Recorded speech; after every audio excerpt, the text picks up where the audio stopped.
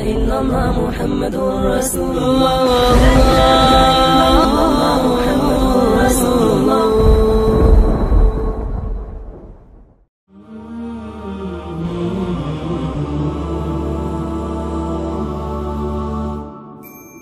كم كانت چه خوش لحظه های شیرینی بود که با حبیبمان با پیامبر صلی الله علیه وسلم بودیم پیش از تولد تا بعد وفاتش.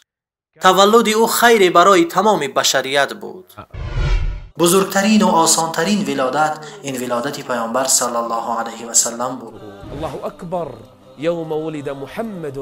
الأرض فاضت بالضياء لما أتى خبر السماء. الأرض فاضت بالضياء لما أتى خبر السماء. ولد الحبيب محمد ولد النبي محمد فإذا الدنا قمر أضاء. پیامبر صلی الله علیه وسلم در سال فیل به دنیا آمد. پیش از تولد شدن او پدرش وفات کرد. پدر را ندید. در خردسالی مادرش وفات کرد. مصیبت بالایش آمد. پدری خود را ندیده بود. پدرش پیش از تولد او وفات کرده بود. اما مرگ مادرش باشد او را غمگین کرد. او مادرش را زمانی از دست داد که 6 سالگی را پر نکرده بود. خداوند میگوید قسم به چاشتگاه و قسم به شب چون همه را بپوشاند. پروردگارت تو را فرو نگذاشت و دشمن نداشت و هر آینه آخرت برای تو بهتر از دنیا خواهد بود. حیاتش را دور از فحشا و منکر گذرانید. حتی پیش از بعثت خداوند او را معصوم گردانیده بود. عرق ننوشیده بود. کاری فحشا نمی کرد. بتی را هم سجده نکرد. خداوند محافظش بود. پیش از بعثت در غار حرا با پروردگارش به خلوت می نشست. در مخلوقات خدا فکر می کرد. دلش متعلق به خداوند ذوالجلال بود. نزل الوحي على الهادي محمد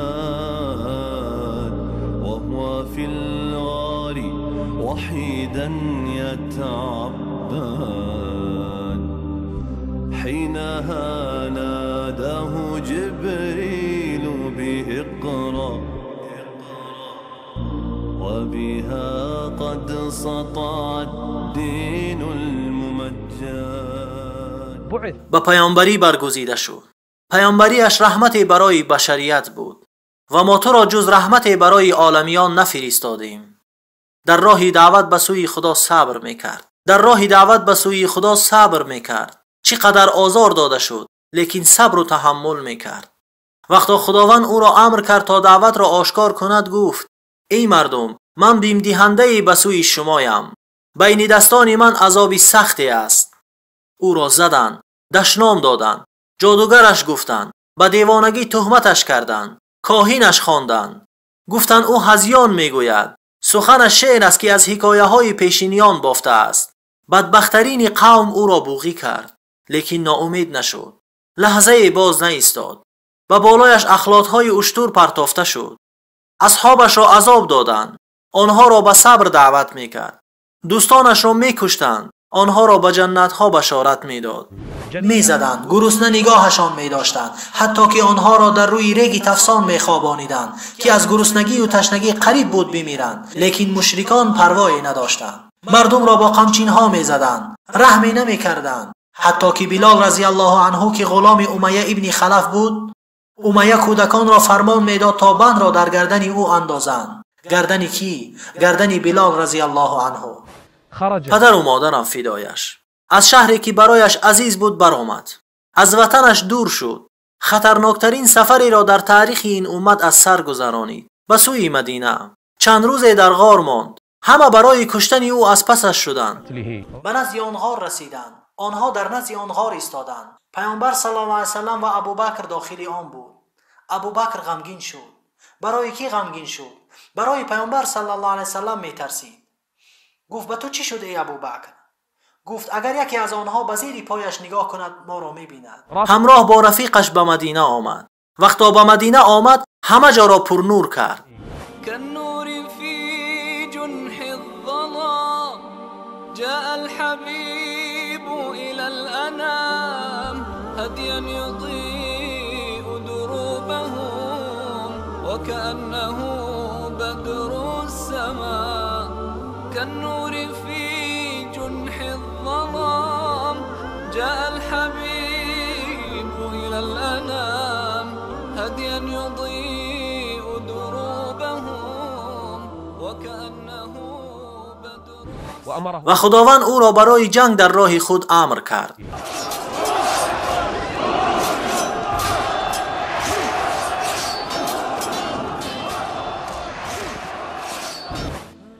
میانی سه طایفه دشمن بود: دشمنی خارجی، دشمنی همسایه به مثل یهودیان، دشمنی داخلی به مثل منافقان. با وجود این خداوند او را در اولین جنگ پیروزی داد. در جنگ بدر با عدد کمی برآمد، لیکن خداوند ذوالجلال آنها را پیروزی داد. و ما رمیت اذ رمیت ولکن الله رمی.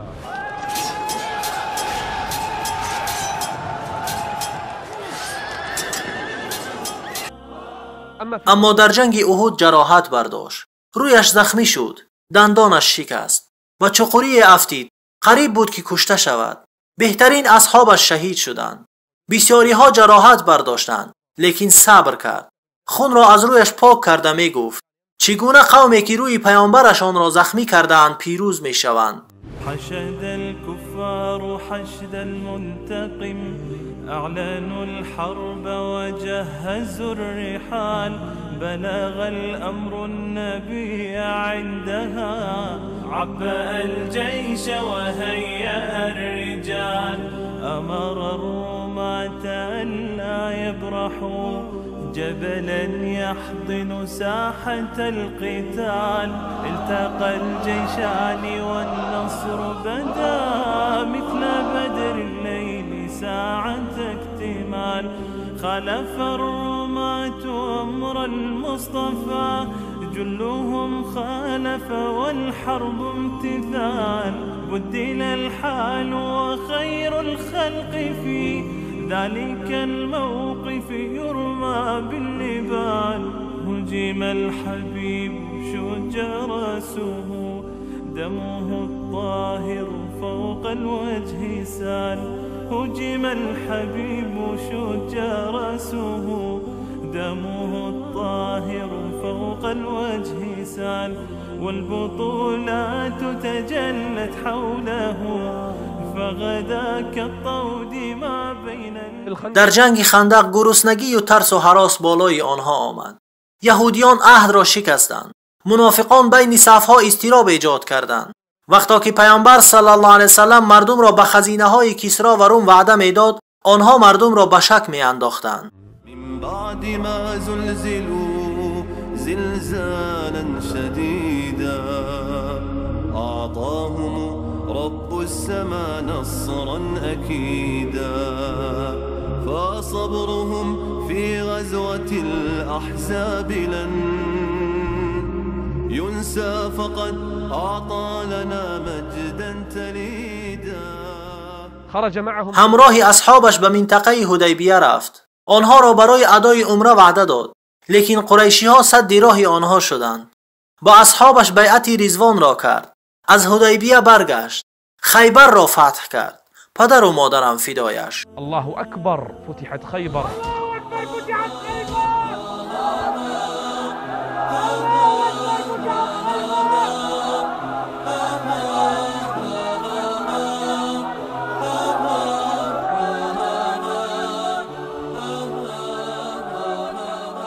مکه را فتح کرد. با یک فروتنی به آن داخل شد.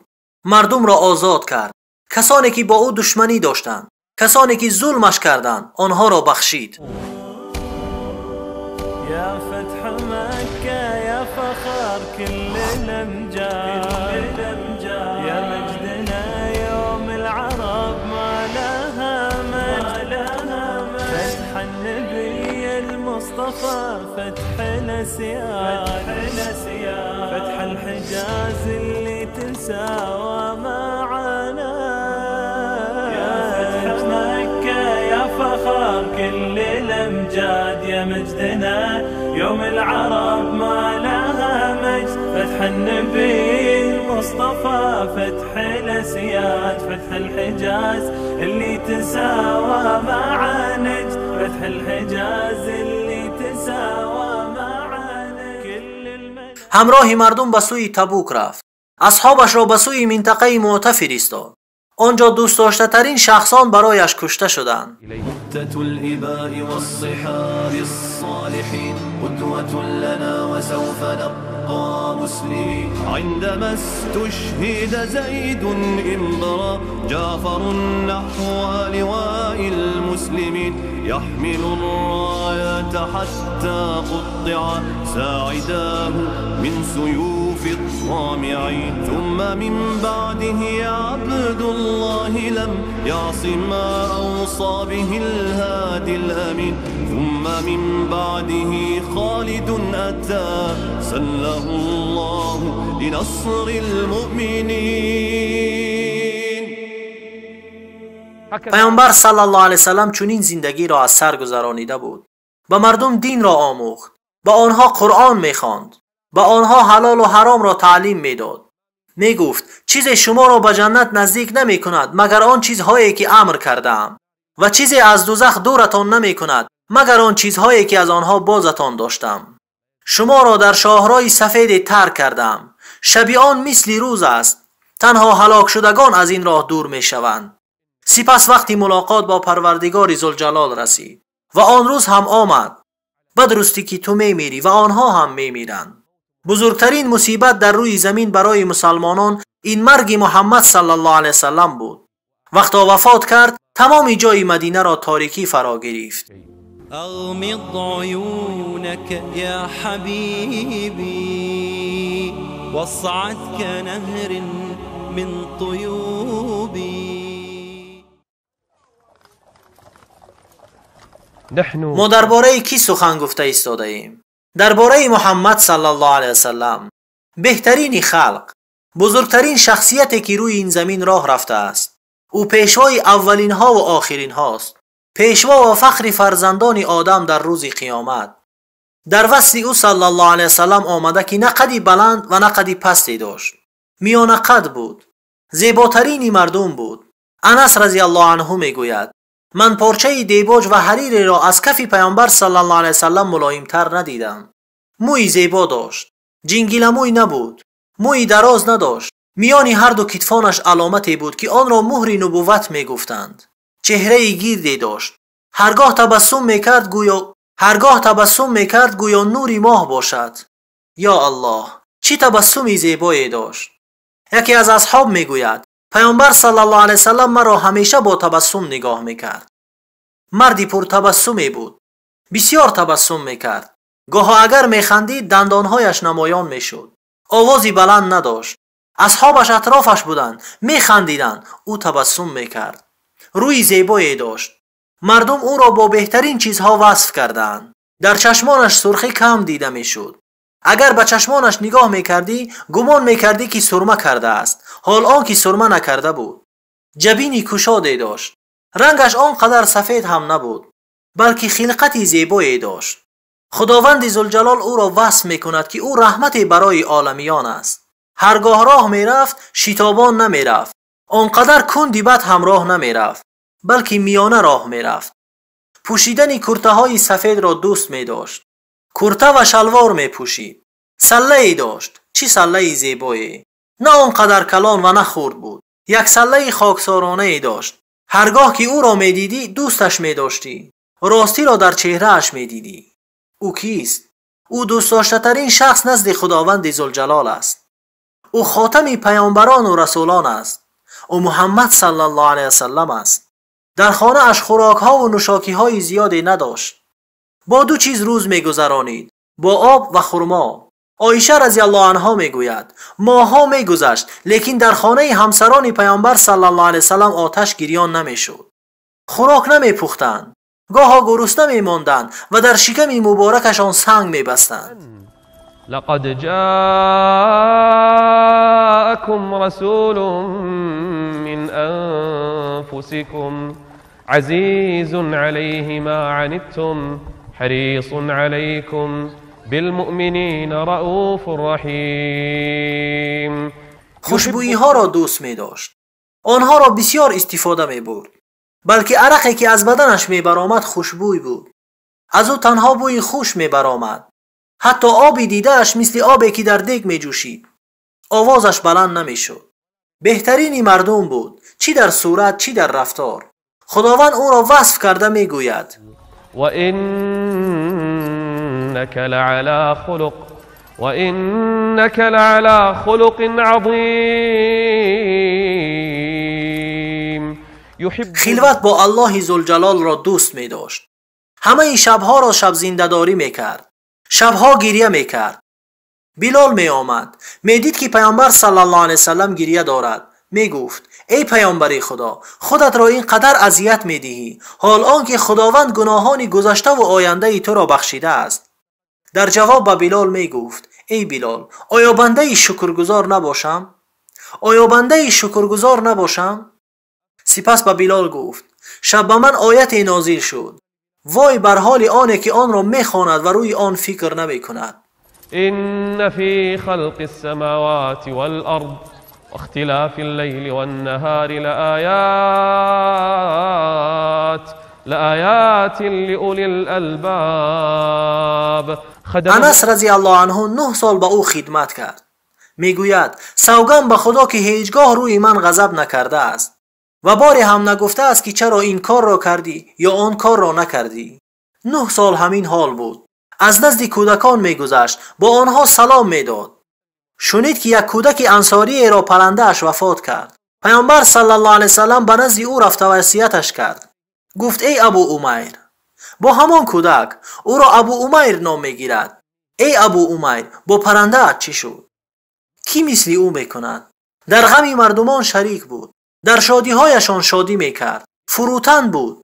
اگر او را میدیدی نمیشناختی که او پیامبر خدا است. خیلی با تواضع بود. بعضی از نمایندگان دیگر دولت‌ها دوستداری اصحاب پیامبر نسبت به پیامبر را می‌دیدند، شگفت زده می‌شدند، زیرا مثل او فرمانروای ندیده بودند صلی الله علیه و سلم. این بعضی از وصف‌های اخلاق او است. سوگند به خدا که اگر درباره او سخن گوییم ساعت‌ها، روزها، ماه‌ها می‌گذرد، لیکن سخن ما در وصف او تمام نمی‌شود. او امام متقیان و پیشوا و فخر فرزندان آدم علیه السلام است. لمحمد خلق عظیم و بحبه من لا یهیم.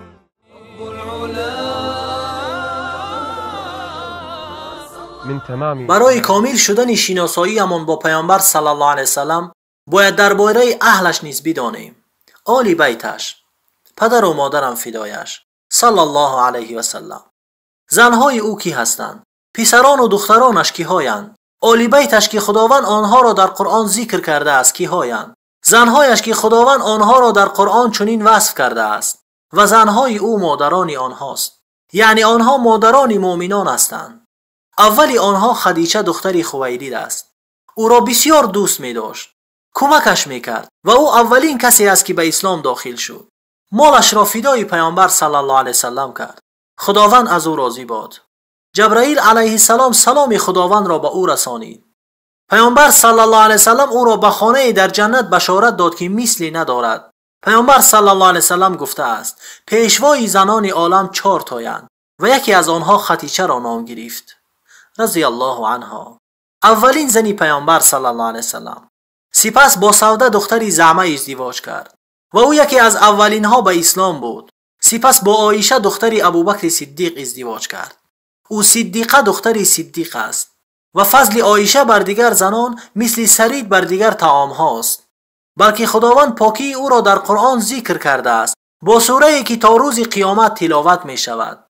و خداوند سخنهایی را که نسبت به عایشه رضی الله عنها زده شد بهتانی بزرگ نامیده است.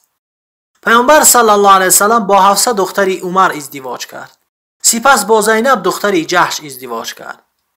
پیامبر صلی الله علیه وسلم با نص قرآن با او ازدواج کرد بعد از آن که او را زید ابن حارث طلاق داد.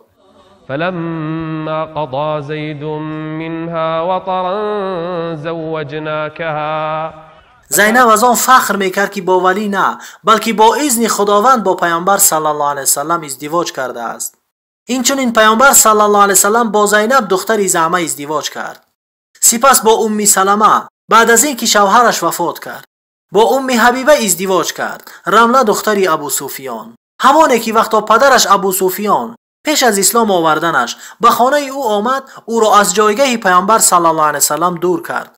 گفت این جایگاه پیامبر صلی الله علیه وسلم است و تو مردی مشرکی پلید هستی. این پیش از اسلام ابو سفیان رضی الله عنه بود. اینچنین پیامبر صلی الله علیه وسلم با جویریه دختری حارث ازدواج کرد. او زنی دانا و عاقله بود، دختری سردار یکی از قبیله ها. بعد از این پیامبر صلی الله علیه وسلم با صفیه دختری حیی ابن اخطب ازدواج کرد، دختری پیشوای یهودیان.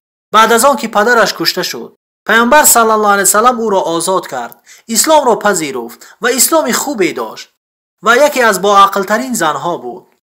روایتی است که وقتا جاریه درباره آبروی او سخنهای ناجا گفت و او فهمید، او را به خاطر خدا آزاد کرد. و اینچنین پیامبر صلی الله علیه وسلم با آخرین زنی خود، با میمونه دختری حارث ازدواج کرد. اینها زنهای پیامبر صلی الله علیه وسلم هستند که خداوند آنها را در قرآن وصف کرده است. و ازواجه امهاتهم. از کمال محبت ما با پیامبر صلی الله علیه وسلم این قدر و منزلت زنهای او را دانستن و آنها را دوست داشتن است. اما فرزندان آن حضرت صلی الله علیه وسلم باشد، بزرگشان قاسم است. از این سبب پیامبر صلی الله علیه وسلم را ابوالقاسم می گفتند. بعد از او عبدالله و بعد ابراهیم است. 3 پسر و 4 دختر داشت. دخترانش ام کلثوم، زینب، رقیه و از همه دختری خرده‌اش فاطمه رضی الله عنها بود. همه آنها از خدیجه رضی الله عنها بودند. اما ابراهیم باشد از ماریه قبطیه بود. پسرانش همه پیش از بعثت پیامبر صلی الله علیه وسلم وفات کردند. اما دخترانش باشد پیامبریش را دریافتند و اسلام آوردند و هجرت کردند و همه پیش از پیامبر صلی الله علیه وسلم وفات کردند، بجز فاطمه رضی الله عنها که بعد پیامبر صلی الله علیه وسلم وفات کرد. اینها زنها و فرزندان او بودند. اما آل بیتش باشد نه تنها زنان و فرزندانش است، بلکه بنی هاشم و بنی عبدالمطلب، آل جعفر، آل عقیل، آل عباس، آل علی رضی الله عنهم اجمعین. همه اینها آل بیتش می باشند. در یکی از روزها پیامبر صلی الله علیه وسلم حسن را دید. او را زیر کرته اش در آورد. سپس حسین رضی الله عنه را دید. او را نیز در آورد. سپس فاطمه رضی الله عنها را دید. او را نیز در آورد. سپس علی رضی الله عنه را دید. او را نیز در آورد. سپس این آیه را تلاوت کرد: انما يريد الله ليذهب عنكم الرجز اهل البيت ويطهركم تطهيرا. این چنین پسری عمکش عبدالله ابن عباس و جعفر ابن عبدالمطلب نیز از آل بیتش هستند. علی رضی الله عنه، ابوالحسن، مردی که خدا و پیامبرش او را دوست می داشت، یکی از اولین هایی است که به اسلام داخل شد.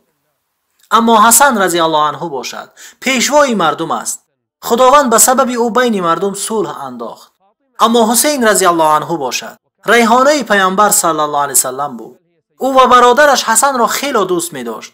پیامبر صلی الله علیه وسلم او و برادرش را خیلی دوست می داشت. فاطمه رضی الله عنها گوشپاره از بدن پیامبر صلی الله علیه وسلم بود. او را نیز خیلی دوست می داشت. او پیشوای زنهای عالم است. پدر او کی بود؟ شوهرش کیست؟ فرزندانش کی بودند؟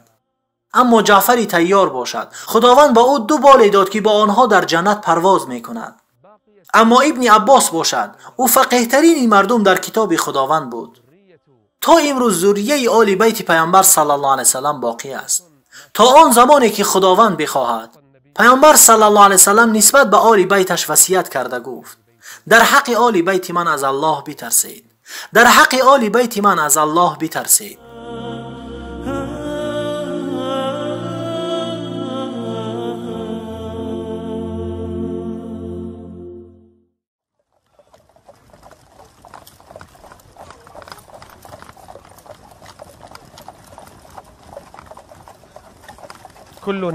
همه ما پیامبر صلی الله علیه وسلم را دوست می داریم. چرا که دوستش نداریم؟ حال آنکه حیات خود را در راه این امت سپری کرد، برای نجات این امت خود را فدا کرد، تا آخری عمرش در راه خدا جنگید. برای چی؟ برای برآوردن مردم از تاریکی به سوی نور. از عایشه رضی الله عنها درباره نمازی که پیامبر صلی الله علیه وسلم در آخری عمرش نشسته می‌خواندند پرسیدند. گفت: مردم او را خسته کرده بود. پدر و مادرم فدایش صلی الله علیه و سلم. عایشه رضی الله عنها شب پیامبر صلی الله علیه وسلم را دید که نماز میخواند. گریه میکند. گریه‌اش زیاد میشد تا اینکه سجده کرد و میگفت خداوندا امتم امتم، خداوندا امتم امتم. وقتا که روز قیامت شود همه پیامبران میگویند نفسی و نفسی، مگر پیامبر صلی الله علیه وسلم پیشوا و فخر فرزندان آدم در روز قیامت به نزد پروردگار می رود و کسی غیر از او این اجازه را ندارد صلی الله علیه و سلم. او پیش خداوند سجده می کند. وقتا که سرش را می بردارد خداوند می گوید ای محمد هر چی می خواهی بپرس داده می شوی، شفاعت بخواه شفاعت داده می شوی. و او می گوید خداوندا امتم امتم، خداوندا امتم امتم. یکی از صحابگان آمده گریه کرد. پیامبر صلی الله علیه وسلم با او گفت چه چیز تو را به گریه در آورد؟ گفت ای پیامبری خدا، مرگ را به خاطر آوردم و این بین من و تو جدایی می اندازد. از دوستداری زیادش نسبت به پیامبر صلی الله علیه وسلم بود. از آن گریه می کرد که مرگ بین او و پیامبر جدایی می آورد. پیامبر صلی الله علیه وسلم او را با این حدیث بشارت داد. گفت هر شخص با دوست داشته خود زنده می شود. و من یطع الله والرسول فأولئك مع الذين أنعم الله عليهم من النبيين. پیامبر صلی الله علیه وسلم امتانش را در نزد حوض کوثر استقبال می کند تا به آنها آب دهد صلی الله علیه و سلم. وقتا ملائک کسانی را می بینند که در دین او نوآوری در آوردند ندا می کنند، اما او می گوید امتم امتم. او همیشه در فکر امتش بود. چرا او را دوست نداریم؟ همه چیز را برای این امت فدا کرد. محبت او در سخن نیست که گفته می شود. محبت او در شعر نیست که ایجاد می شود. محبت او با پیروی از او و اجرای سنت های او و اطاعت به امرهای او و دوری از منکرده های او است. وما آتاكم الرسول فخذوه وما نهاكم عنه فانتهوا. اگر انسان کسی را در این دنیا دوست دارد او را پیروی می کند، حتی در شکلش، در لباس پوشیش، حتی در موی سرش، حتی در سخنانش از او پیروی می کند. پس چگونه از شخصی که پیامبر صلی الله علیه وسلم را دوست می دارد؟ آیا او لایق پیروی نیست؟ آیا او سزاوار نیست که به سنت او چنگ بزنیم؟ همه امت من به جنت می درآیند مگر کسانی که سرکشی می کنند. اینجا کسانی هستند که جنت در آمدن نمی خواهند. اصحاب گفتند کی سرکشی می کند ای پیامبری خدا؟ گفت هر کی از من پیروی کرد به جنت داخل می شود و هر کی نافرمانی کرد او سرکش است. بیایید در خواندن نماز با او پیروی کنیم، در حج، در روزه، در ذکر، در تلاوت قرآن، در راهگردی و حتی در خواب کردن، در خوردن و نوشیدن با او پیروی کنیم. او یکی از بزرگترین مردمان است که خداوند در قرآن او را وصف کرده گفته است بدرستی که تو در اخلاق بزرگ هستی. او را دوست می داریم و از او پیروی می کنیم تا آن دم که او را در نزد خداوند ذوالجلال ملاقات کنیم و از حوضش با دستان مبارکش آب نوشیم که هر کی از آن آب نوشید بعد از این هیچگاه تشنه نمی ماند. بعدها ابدا. كالنور في جنح الظلام جاء الحبيب إلى الأنام هديا